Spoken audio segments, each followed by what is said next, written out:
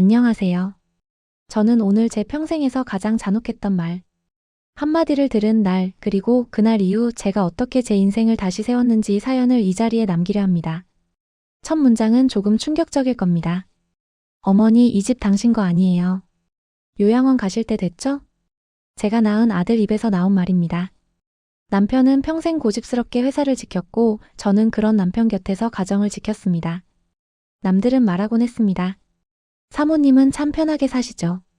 하지만 그들이 보지 못한 건 저는 남편이 몸을 떨며 밤새 거래처와 싸우던 날들, 손톱이 깨질 정도로 서류를 정리하며 벌벌 떨던 그의 등을 조용히 문지르던 시간들이었습니다.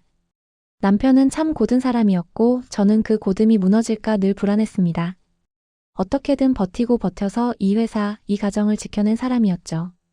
그런 남편이 하루는 샤워 중에 비틀거리며 넘어졌습니다. 경고했던 사람이 무너지는 모습을 보고 저는 처음으로 두 눈이 캄캄해졌습니다. 병원에서 의사가 차트도 보지 않은 채 무겁게 말했습니다. 말기입니다. 준비하셔야 합니다. 그 말이 끝나기도 전에 제 귀 안쪽이 윙 하고 울리며 모든 소리가 사라졌습니다. 남편의 손이 제 손등을 누르며 떨리고 있었지만 저는 그 떨림조차 현실로 받아들이기 싫었습니다. 며느리 서유는 제 손을 잡고 말했습니다. 어머니 힘내세요. 제가 곁에 있을게요. 그 아이는 늘 다정했습니다. 사소한 것도 잘 챙기고 말도 차분하고 사람 웃게 하는 재주가 있었죠. 하지만 이상했어요. 그 웃음은 언제나 정교하게 만들어진 미소 같았습니다. 낯설 만큼 천천히 일정하게 흔들림 없이. 남편이 위독해지자 며느리의 친정엄마도 자주 병원에 찾아왔습니다. 사돈 너무 힘들어하지 마세요. 이제 아들 부부에게 기대세요. 전원주택 생활이 얼마나 좋은지 아세요? 그녀의 말은 어딘가 부드러웠지만 저는 이상하게도 그 말투가 너무 달아서 오히려 혀끝이 쓰리더군요. 그리고 어느 날 남편은 조용히 제 손을 잡았습니다. 당신 회사 망치지 마. 그 말만 남기고 떠났습니다. 저는 단단히 다짐했죠. 당신이 남긴 회사를 내가 지키겠다. 하지만 아들과 며느리는 다른 방향을 생각하고 있었습니다. 장례 마지막 날 며느리가 눈 붉힌 얼굴로 다가왔습니다. 어머니 이제 혼자 계시면 안 돼요. 저희가 전원주택 지어서 모실게요. 아버지 일도 너무 힘드셨잖아요. 이제 편하게 쉬셔야죠. 아들도 말했습니다. 엄마, 회사는 내가 맡을게. 엄마는 내려와. 그런 말을 들으니 마음이 무너져 버렸습니다. 남편 없이 맞는 첫날 누구라도 붙잡고 싶었어요. 결국 저는 며느리의 친정엄마가 내밀어준 서류에 도장을 찍었습니다. 회사 지분 70% 명의 이전 본가 매각동의 전 재산 일부. 현금화 허가 아들 부부의 전원주택 건축비 송금. 그때 며느리 눈동자가 아주 미묘하게 빛났습니다. 아주 짧고 차갑게. 며느리 서윤이 말했습니다. 어머니 잘하셨어요. 이제 저희가 지켜드릴게요. 그 말이 그 밤 제 귓가에 오래 맴돌았습니다. 6개월 뒤 전원주택 완공식 날. 아주 아름다운 집이었습니다. 우드톤 외벽의 넓은 마당, 유리창으로 햇빛이 꽉 들어오는 집. 아들이 제 손을 잡았습니다. 엄마 고생 많았어. 이제부터 새 인생 시작이야. 저는 울컥해서 눈물이 날 것 같았습니다. 하지만 그 순간 며느리가 서류 한 장을 제 앞으로 밀었습니다. 어머니 여기 서명해 주세요. 이게 뭐니? 입소 동의서요. 입소? 며느리는 미소를 지으며 말했습니다. 어머니 이 집 어머니 거 아니에요. 이 집은 저희 부부 명의예요. 어머니는 곧 요양원 가실 거예요. 혼자 사시기엔 위험하잖아요. 제 심장이 컥하고 멎는 것 같았습니다. 뭐라고? 아들이 나서서 말했습니다. 엄마 우리도 사정이 있어. 엄마 혼자 두면 우리가 책임져야 하잖아. 목소리가 떨리던 아들과 달리 며느리는 아주 담담했습니다. 짐은 저희가 옮겨드릴게요. 요양원은 이미 계약해놨어요. 저는 그 자리에서 무너져 주저앉았습니다. 그날 밤 저는 신발도 제대로 못 신고 밖으로 나가 숲길을 걷다 비를 피해 우연히 그 집 벽 뒤에 숨어 며느리와 아들의 대화를 듣게 되었습니다. 서윤 이제 끝났네. 집은 70%면 충분해. 회사도 완전히 내 거야. 아들 우리 거겠지? 서윤 우리? 아니지. 당신은 그냥 도구였어. 아들이 멱살을 붙잡았습니다. 너 지금 뭐라 했어? 서윤은 비웃음을 터뜨렸죠. 우리 엄마가 말했잖아. 회사 땅 가격 곧 10배 오른다고. 우린 그거 챙기고 끝이야. 아들 그럼 난? 당신? 아무것도 아니지. 이미 서류 다 넘겼잖아. 바보 같긴. 찰싹 아들이 며느리를 때렸습니다. 하지만 며느리는 오히려 웃었습니다. 때려봐. 그럼 이혼해야지. 사실 좋아, 이혼해도.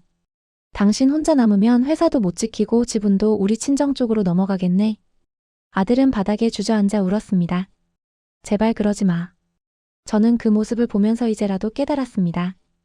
내 아들은 약했고 며느리는 날카롭고 그리고 친정엄마는 무서운 계산을 하고 있었다는 걸. 그날 저는 마음속으로 다짐했습니다. 그래. 이대로 당하지만은 않겠다. 3일 뒤 회사에 갑자기 국세청 검찰 금융감독원 수십 명이 들이닥쳤습니다. 기업 긴급 세무조사입니다. 아들과 며느리는 얼어붙었습니다. 뭐야? 왜 우리 회사에? 수사관이 말했습니다. 명예 변경 직후 거액이 비정상적으로 빠져나갔습니다. 모두 며느리 친정엄마 계좌로. 서유는 소리쳤습니다. 말도 안 돼. 그건 우리 투자였다고. 아들까지 절 바라보며 외쳤습니다. 엄마가 신고한 거야. 저는 조용히 말했습니다. 그래. 내가 했다. 서유는 분노로 울부짖었습니다. 어떻게 우리를... 너희가 먼저 나를 버렸지. 조사관이 제게 조용히 말했습니다. 사모님, 고인이 생전에 작성하신 유언장과 문서입니다. 상속 조건이 걸려 있더군요. 문서를 열어보니 내 아내가 회사 업무를 고의로 방해받았을 경우 지분 65%는 자동으로 아내에게 귀속된다.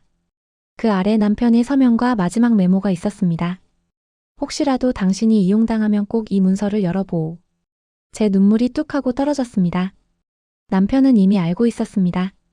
세상이 얼마나 탐욕스러운지, 그리고 제가 얼마나 쉽게 상처받을지. 그 문서가 공개되자 조사관은 바로 말했습니다. 그러면 명예 이전 자체가 무효가 됩니다. 서윤 얼굴이 새하얗게 질렸습니다. 아들은 그대로 무너지는 듯 주저앉았습니다. 며느리의 친정엄마는 회사 땅 가격이 조작된 사실, 부동산 편취 시도가 드러나면서 바로 구속되었습니다. 며느리는 자신의 엄마를 팔아가며 반격하려 했습니다. 엄마가 다 했어요. 난 몰랐다고요. 그러나 그 말은 조사팀의 마음을 전혀 움직이지 못했습니다. 자금 계좌가 당신 이름으로도 흘러갔습니다. 며느리는 오열했습니다. 그리고 아들은 서류 위조와 배임 혐의로 조사를 받으며 지옥 같은 며칠을 보냈습니다.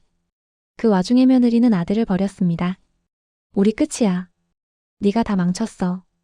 아들은 절 찾아와 무릎을 꿇었습니다. 엄마 제발 살려줘. 저는 차갑게 말했습니다. 너는 이미 나를 버렸어. 그때 아들은 세상에서 가장 어린 아이처럼 울었습니다. 엄마 없으면 난 아무것도 없어. 그래요. 그 아들은 어리석고 약했을 뿐입니다. 하지만 그 어리석고 약함이 사람을 파괴하는 데 쓰였죠. 그 후 저는 다시 회사에 서게 되었습니다. 직원들은 박수쳤습니다. 사장님 돌아오셔서 다행입니다. 이제 회사 살았습니다.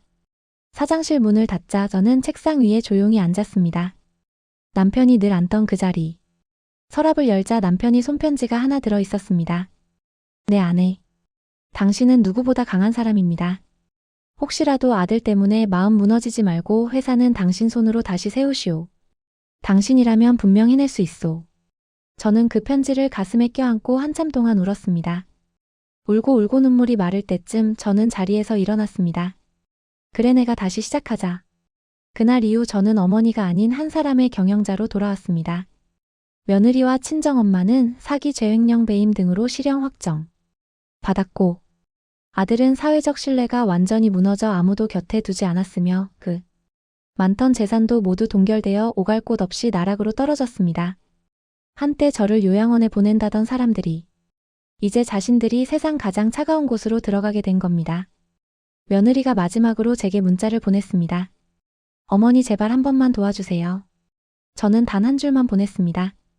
이게 인과응보다. 그리고 저는 전원주택 대신 작은 아파트로 혼자 이사해 매일 회사로 출근합니다. 혼자 먹는 밥이 때론 쓰지만 혼자 걷는 길이 외롭긴 하지만 그래도 저는 압니다. 이 고독이 그 어떤 배신보다 훨씬 낫다는 걸. 남편의 편지는 지금도 제 책상 위에 놓여 있습니다. 당신은 강하다. 그러니 무너지지 마오. 저는 오늘도 그 말을 기억하며 새로운 계약서를 검토합니다. 그리고 페이지를 넘기며 속으로 조용히 되뇌입니다. 이게 인과응보다. 끝까지 들어주셔서 감사합니다.